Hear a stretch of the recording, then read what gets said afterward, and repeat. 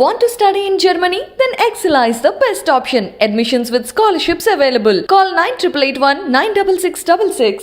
తెలుగు రాష్ట్రాల్లో అకాల వర్షాలు దంచి కొడుతున్నాయి. వడగళ్లు, ఈదురుగాళ్లతో కూడిన భారీ వర్షాలు అన్నదాతను ఆగమాగం చేస్తున్నాయి.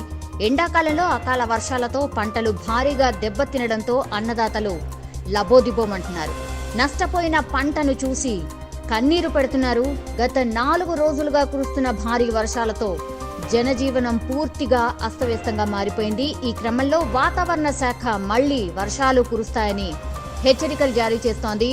2 తెలుగు రాష్ట్రాల్లో మరో 2 రోజుల పాటు వర్షాలు కురిసే అవకాశం ఉందని వాతావరణ శాఖ పేర్కొంటోంది. విదర్భ నుంచి తమిళనాడు వరకు తెలంగాణ, కర్ణాటక మీదుగా ఒక ద్రోణి అయితే కొనసాగుతోంది. ఈ క్రమంలోనే బంగాళాఖాతంలో అల్పపీడనం ఏర్పడే అవకాశం కూడా ఉందని పేర్కొంది.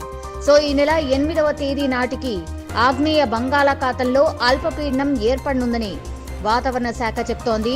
తెలుగు రాష్ట్రాల్లో కురుస్తున్న అకాల వర్షాలతో చేతికొచ్చిన పంట నష్టపోయి అన్నదాతలైతే ఆందోళన చెందుతున్నారు. వేలాది ఎకరాల్లో వరి, మొక్కజొన్న, మామిడి పంటలు పూర్తిగా ఆగమైపోయాయి. ఈ నేపథ్యంలో తడిసిన ప్రతి గింజ కొంటామని, రైతులకు అండగా ఉంటామని కూడా సీఎం కేసీఆర్ భరోసానిస్తూ ఉన్నారు.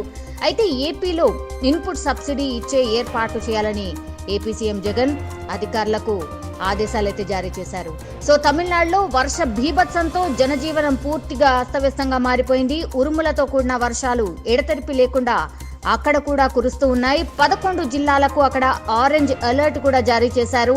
చెన్నై, కోయంబత్తూర్, నీలగిరి, విరుదునగర్, మధురై జిల్లాల్లో ఎడతెరిపి లేకుండా వాన కురుస్తోంది.